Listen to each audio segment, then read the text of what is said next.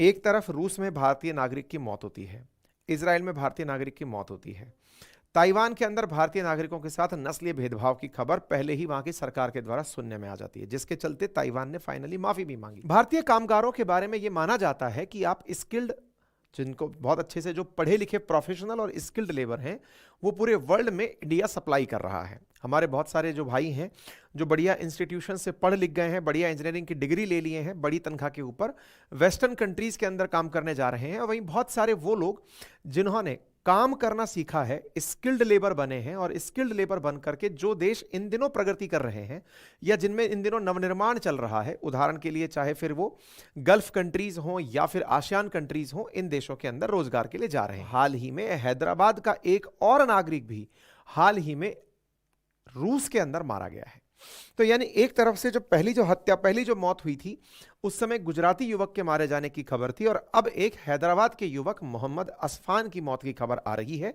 यह वही युवक है जिसके बारे में असुद्दीन ओवैसी जी के द्वारा एक बार प्रेस कॉन्फ्रेंस करके जानकारी दी गई थी। ठीक है, ये दो युवक हैं जो कि इस समय पर रूस के अंदर मारे जा चुके हैं, और भी 7 से अधिक लोगों के बारे में कहा जा रहा है कि वो अभी रूसी सेना के साथ में हैं और उनकी जान को खतरा है।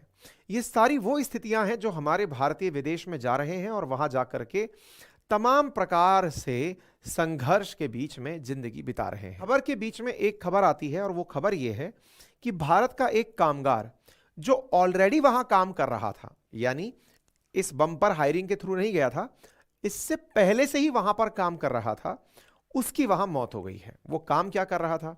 वो वहां पर खेती में सहयोग कर रहा था, खेती करा रहा था, एक खेत में काम कर रहा था। यह व्यक्ति इजराइल के अंदर मारा गया है। इजराइल में क्यों मारा गया है? क्या गाजा पट्टी की तरफ से हमला हुआ है? नहीं।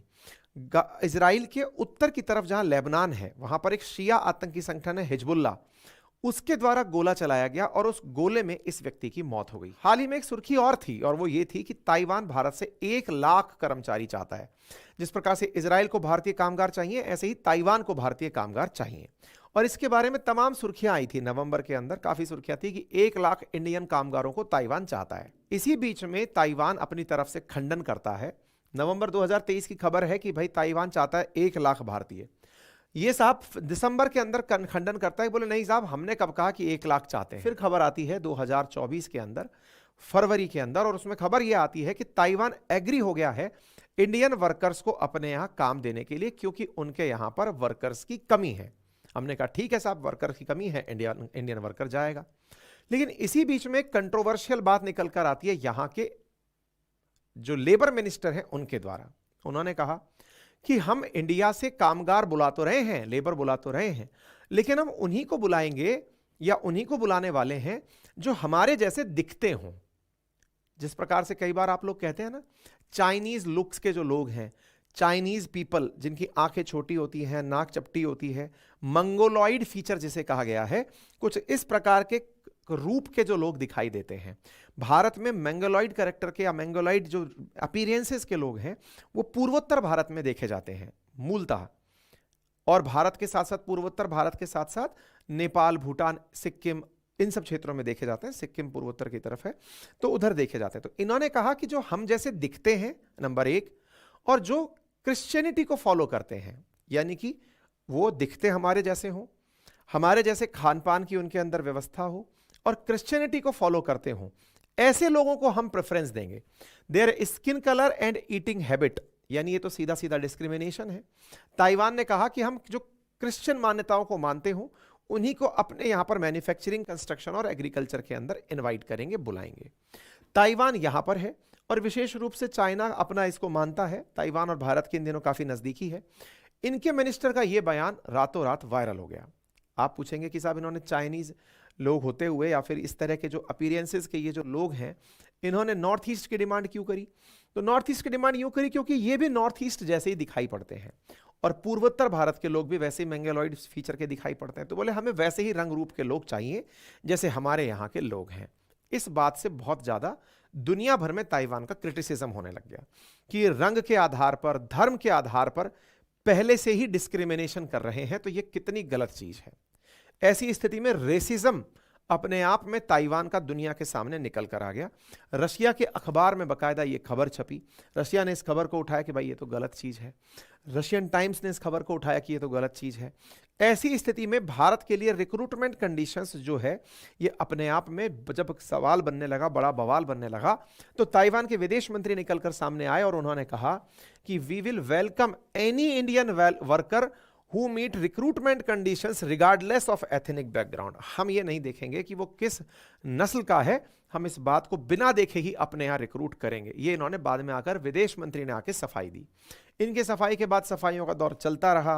यहां पर इनकी सफाई फिर पब्लिक हुई कि हम पूरी तरह से जो ऐसा हुआ है उसके ऊपर हम मतलब अपनी तरफ से क्षमा चाहते हैं। Both India and Taiwan with the labour, हमने लोग मतलब एमओयू साइन किया है, हम इंडियन वर्कर्स का हर तरह से वेलकम करते हैं। और इस तरह से इन्होंने प्रॉपर तरीके से क्लैरिफिकेशन देना शुरू कर दिया कि हम इस तरह की चीजें नस्लीय भेदभाव को प्रमोट नहीं करते। भारतीय कामगार दुनिया भर के अंदर इस प्रकार से जो दुनिया भर में अपना क्या कहा जाए इसको कि अपने सम्मान को ही कॉम्प्रोमाइज करके काम कर रहा है, जान मान और सम्मान तीनों को ही साहब वो कॉम्प्रोमाइज करके काम कर रहा है।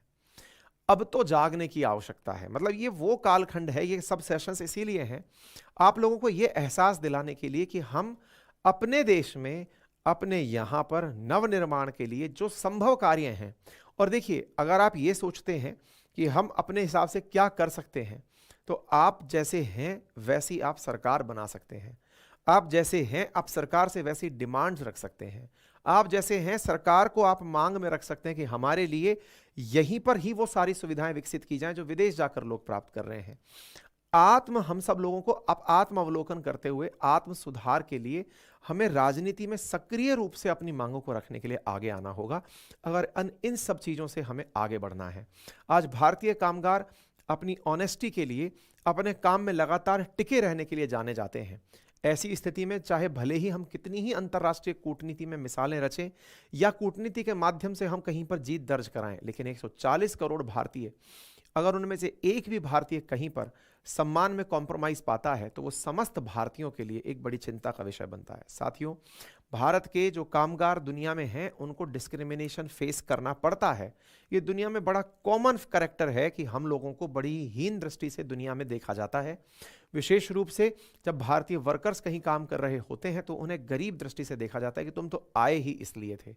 ऐसी स्थिति में दुनिया भर के लोग जो भारतीय कामगारों को हायर करते हैं, जिनकी वजह से हमें फॉरेन रेमिटेंसेस प्राप्त होते हैं, ये निश्चित ही भारत के लिए पैसा लाने का साधन तो है, लेकिन इज्जत भी भारत पाए इसके लिए आवश्यक है कि हम अपने लेबर्स को बहुत अच्छे से ट्रेन करें, विदेशों के साथ प्रॉपर सरकारें एग्रीमेंट करें कि हम लोग, और देखिए इस बात में कई बार ये भी समझ में आता है कि इसमें बुराई इसलिए नहीं है कि जो भारत से बाहर लोग गए हैं एक समय पर वो जाकर वहां बसे हैं और वहां जाकर उन्होंने अपने मतलब चुनाव तक लड़े हैं। आज भारत के बहुत सारे लोग दुनिया भर के अंदर अलग अलग उच्च पदों पर बैठे हैं। आज ऋषि सुनक जी का परिवार ना गया होता तो संभवतः ऋषि सुनक अगर पीएम ना बने होते। बहुत सारे भारतीय मूल के लोग जो दुनिया भर में राजनीति में सक्रिय हैं वो तभी संभव है जब वो यहां से गए हैं। तो आवश्यक है कि हम अपने आत्मसम्मान का ध्यान रखें और अपने हकों के लिए और अपने स्किल के ऊपर बहुत फोकस्ड होकर के काम करें। रेमिटेंसेस भारत को मिलते हैं जो कि एक उपलब्धि है, लेकिन ऐसी दुर्घटनाएं जब होती हैं तो उससे भारत को चोट पहुंचती है। तो उम्मीद है कि आप सभी साथियों को यह जानकारी प्राप्त हुई हो। सब भारत सरकार से अपेक्षा की जाती है कि वो दुनिया के देशों के साथ लेबर एग्रीमेंट जब करें तो इस तरह की सुरक्षा सुनिश्चित करें कि उनके साथ किसी भी प्रकार का डिस्क्रिमिनेशन ना हो। बाकी आप इस विषय पर क्या सोचते हैं कमेंट बॉक्स में जरूर बताएं।